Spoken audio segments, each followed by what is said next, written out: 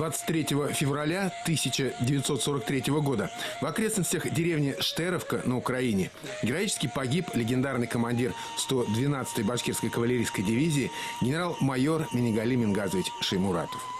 С тех пор прошло 75 лет, однако память о герое хранится в сердцах не только его земляков, жителей Башкортостана, но и на далекой Луганщине, на месте его гибели. До сих пор луганцы благодарны башкирским кавалеристам, отдавшим свои жизни ради защиты Родины от нашествия коричневой чумы.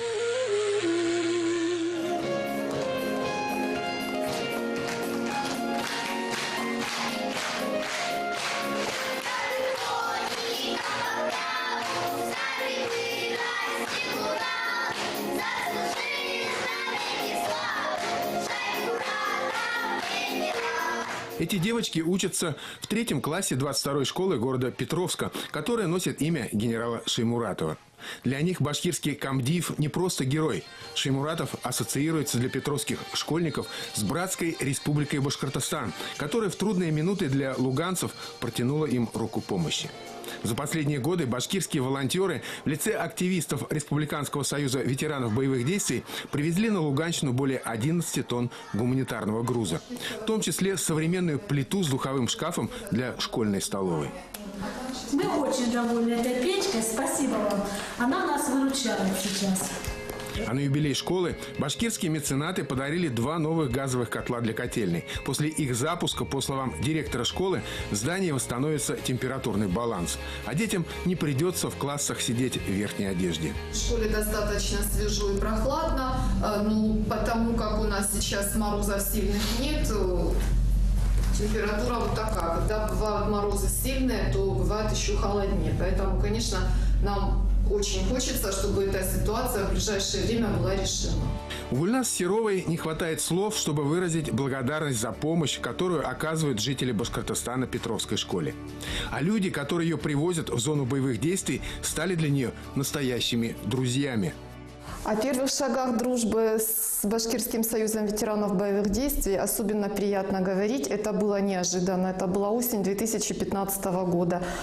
Мы узнали, что в наш город прибыла машина с лесом, предназначенным для Первомайска. Но мы решили обратиться, узнать, кто его привез, чтобы обратиться за помощью для ремонта нашего спортивного зала школы. Они все посетили нашу школу, с большим теплом отнеслись ко всему, что здесь происходит, захотели помочь нам в восстановлении спортивного зала. Впечатлил их школьный музей, где была собрана экспозиция о боевых действиях 41-45 года. И в частности было много материалов, также связанных с рейдом конников во главе с генерал-майором Минигали Мингазовичем Шаймуратовым. Вот таким образом у нас завязались первые отношения. Вот и в этот приезд на мероприятие, посвященное 75-й годовщине памяти со дня гибели генерала Шаймуратова, уфимские гости привезли гуманитарный груз – учебное пособие старшеклассникам для сдачи ЕГЭ. От имени Башкирского регионального отделения Русского географического общества в школьную библиотеку были переданы книги известного писателя и путешественника Камиля Зиганшина.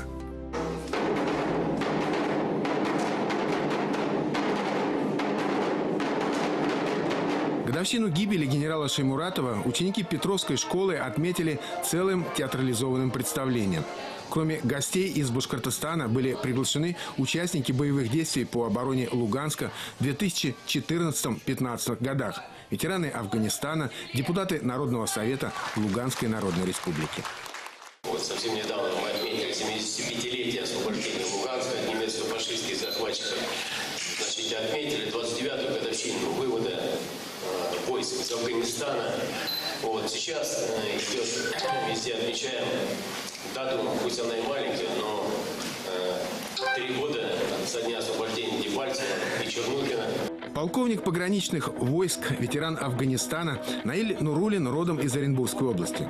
В Луганске жил его боевой товарищ, который вытащил из-под огня душманов своего раненого командира. А когда ранили боевого товарища, полковник Нурулин срочно выехал в Луганск. Здесь и остался. В 2014 году Наиль Нурулин был единственным кадровым офицером в окруженной столице ЛНР. Полковника пограничных войск назначили военным комендантом Луганска. Именно он со своими соратниками и подчиненными обеспечил успех Дебальцевско-Чернухинской операции, во время которой 7 тысяч луганских ополченцев противостояли 40-тысячной группировке вооруженных сил Украины. И видите, это же опять вот как господствующая высотка. Вот отсюда, вот мы оттуда вот наступали, да? То есть, вот, слышите все? Слышишь, он грохочет. Да? Вот. Мы оттуда шли. И здесь были сплошные окопы, была сплошная линия обороны, была сильная, мощная. Мы отсюда даже их выбили в самую последнюю очередь уже где-то 15 или 16 февраля. А до этого они здесь держались, не пускали. Каждую неделю полковник Нурулин приезжает сюда, на окраину села Чернухино. Местное население давно бросило свои дома и уехало из этих обожженных войной мест. Только баба Маша не хочет бросать родной дом. Во время боев ее двор спас жизни тысячам луганских ополченцев. Под командованием Нурулина через эту спасительную калитку и дальше через двор, огород и через брешь в заборе под артиллерийскими обстрелами прошли 7 тысяч бойцов. Я по интернету, по Google карте увидел, что вот здесь вот стоит вот 11 железных дорожных путей и стоит 11 составов. Ну, здесь база хранения вагонов. И эта база хранения идет прямо до Дебальцева сюда, 5 километров. И вот мы вот так зашли, вот тогда я говорю, понял, что между вагонами прятаться, и будем заходить и обойдем эту шлачку, там ее очень серьезная такая-то. Вот. С командой все решили, и вот мы захватили окраину вот эту, только для того вот сюда подъехали. Вот я туда пригнал танк, а здесь было заминировано все. И пригнал на Урале ЗУшку. И вот мы с ЗУшки простреляли, он вот так начал прямо отсюда стрелять, так, и до забора вот так вот стрелял несколько раз, и разменил, как бы сделал проход. Вот он, видите, вот проход. Вот. И мы сделали здесь проход, и с танком, вон, видите, где вагоны, вон где забор, с танка пробили эту стенку бетонную. Вот там дырка. И вот все войска приходили в этот домик, вот, оттуда все стреляло везде. Вот за домом мы выходили, прятались вот за этим уголком, вдоль этого заборчика, там посадки, вот по этой посадочке, выбегали, пробегали через дорогу и прятались сюда за вагонами. И уже за вагонами шли на Дебальцево. Баба Маша и сегодня всех людей в камуфляже встречает как родных. Помнит она и то, как 2 года назад уфимские волонтеры восстановили ей забор. Хозяйство сильно пострадало от разрывов мин и снарядов. До сих пор баба Маша собирает у себя в огороде осколки и гильзы. Спасибо, деточки, вы золотые. Да вы спасли. Вы спасли всю Чернуху. И меня спасли. Если б не вы, то чего б не было. Так уж совпало, что луганцы одновременно отмечали 2 даты – 75-летие со дня гибели генерала Шеймуратова и 3-летие Дебальцевско-Чернухинской операции. У Артема Игнатьева, майора вооруженных сил ЛНР, в Дебальцевском котле погибло немало сослуживцев и товарищей. Однако их гибель не напрасна, считает Артем. Сегодня Луганск находится под надежной защитой. Сейчас мы понимаем, что мы стоим, защищаем свою землю. Исконно свою землю. Здесь земли войска Донского. Поэтому я сам казак, поэтому защищаем свою землю.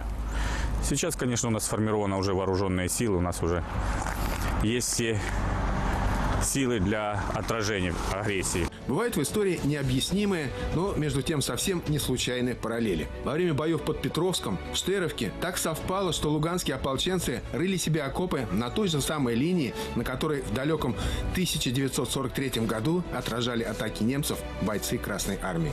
Соответственно, в немецких окопах воевали украинские военные.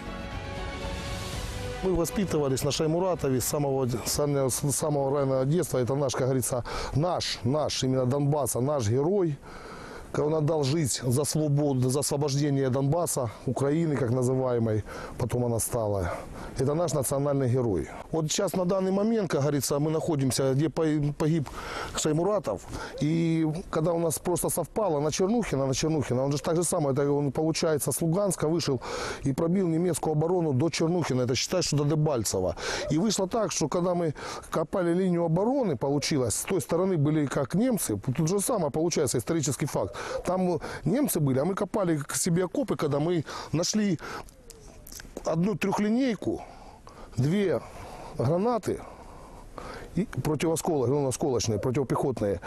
И 3 человека были погибших. На Луганщине, повторимся, бережно хранят память о Шеймуратове и башкирских конниках. Им посвящены экспозиции в школьных музеях, в том числе в музее Штеровской средней школы. Сюда каждый год к нам из Башкирии обязательно кто-нибудь приезжал. Я в 1971 году училась здесь в школе и была членом этого кружка. И помню, каждый год приезжали. Помню, приезжала Ольга Павловна, была здесь, в этих местах. А так в феврале месяце, особенно при Советском Союзе, каждый год приезжали в феврале месяце ветераны войны, чтобы почтить память. Кстати, педагогический коллектив Штеровской школы и ее ученики очень хотели бы подружиться с какой-нибудь школой из Башкортостана, вести переписку, обмен информацией и документами, касающимися истории легендарного рейда башкирской кавдивизии по тылам врага. Просто общаться. Именно в нашем поселке, на окраине поселка, погиб Шаймуратов генерал. Поэтому мы чтим память, встречаемся с представителями из Башкортостана, каждый год приезжают сюда. И нам бы хотелось завязать такое сотрудничество с ребятами из школ Башкортостана. Именно хотелось бы с теми школами связаться, которые носят имя генерал-майора Шаймуратова, и завязать с ними переписку и сотрудничать всевозможным образом. Отдельный стенд посвящен башкирским конникам и генералу Шеймуратова в Краснолучском музее боевой славы на реке Миус. Это уникальный музейный комплекс, построенный еще при Советском Союзе. Недавно к стендам, посвященным Великой Отечественной войне, прибавились новые, рассказывающие о недавних событиях на Донбассе. Очень трудно говорить о нем, потому что еще не отболела, еще очень болит, потому что каждый день прислушиваешься, куда летит и где взрывается. Но как-то все равно живем. И если так разобраться, по большому счету, то мы уже в тылу живем, мы уже как-то защищенными себя чувствуем. Поэтому уже в 2015 году назрела потребность сделать экспозицию. Но в 2015 мы еще не готовы были ее сделать, а к 2016 году мы выделили 2 витрины для фотографий того периода времени. Благо у нас все-таки нашлись люди, которые смогли успеть тогда и сделать эти фотографии, и сохранить их. Ну, а экспонаты, которые прилетели к нам, приносили жители, которые в своих огородах откопали их. Ну, естественно, мы, конечно, проверили на безопасность, потому что, чтобы нигде потом не было больших неприятностей нам. Ну, и гильзы – это уже остатки от того, что там где-то было. В Краснолучском районе Луганщины очень много мест, исторически связанных с Шеймуратовым и его дивизией. Буквально в каждом селе, в каждом городе памятники на могилах наших героических земляков. Однако не хватает главного – памятного мемориала на высотке в окрестностях Штеровки, под которой сложил голову сам генерал и погибли его соратники. Во время посещения Луганска башкирская делегация побывала в правительстве ЛНР. Там эту идею восприняли с воодушевлением. Подхватили ее и в администрации Краснолучского района, на территории которого находится Штеровка. Поддерживают идеи депутаты Народного совета ЛНР, Федерации профсоюзов. Для окончательного решения необходимо, чтобы и башкирская сторона в лице правительства, руководство республики определилось в своем участии в этом проекте. А пока подвиги башкирских конников увековечили луганские поэты. Лицом к лицу лица не увидать, большое видится на расстоянии. И вот действительно, чем дальше от нас сегодня уходят годы Великой Отечественной войны, чем дальше от нас уходит подвиг башкирской дивизии, тем все величественней и величественней он становится в глазах нашего народа.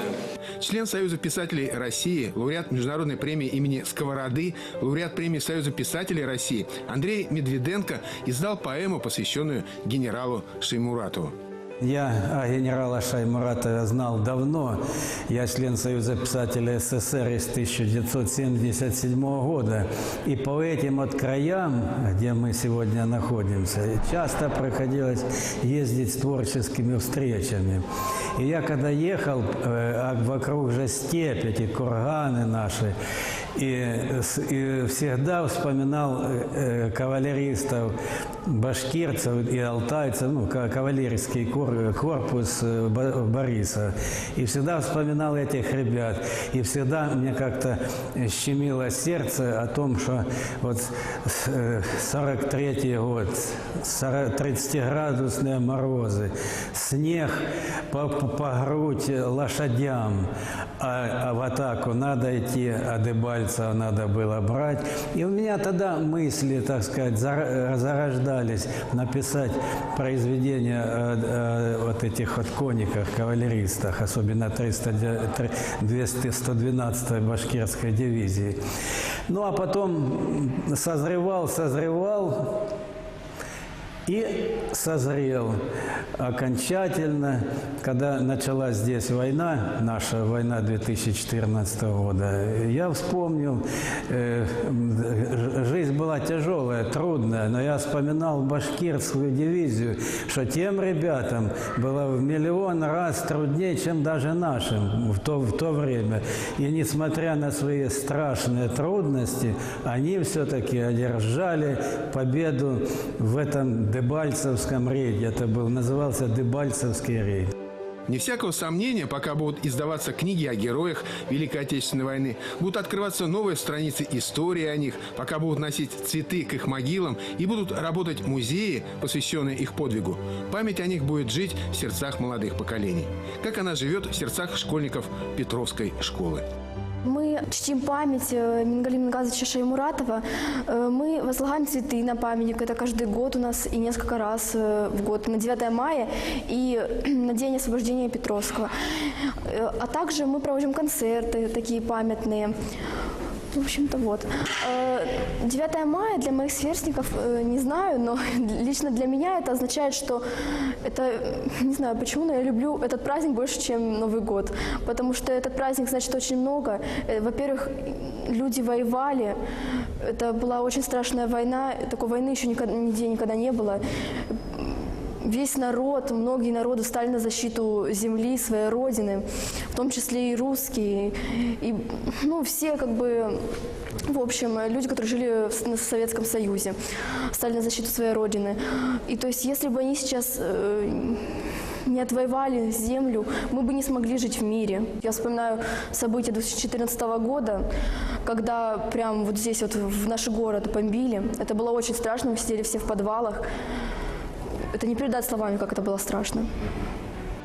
Во время военных действий погибло несколько выпускников школы. Артиллерийским снарядом накрыло одного из преподавателей. Однако, несмотря на то, что и сегодня до Петровска доносится канонада с линии соприкосновения, город живет мирной жизнью. Восстанавливается экономика. Руководство ЛНР делает все необходимое, чтобы население чувствовало себя защищенным.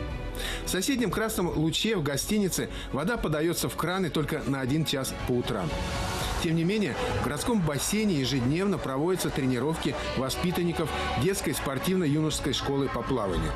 Сюда по просьбе дирекции школы башкирские волонтеры привезли очередной подарок – многофункциональный принтер. Его подарил Республиканский кардиологический центр.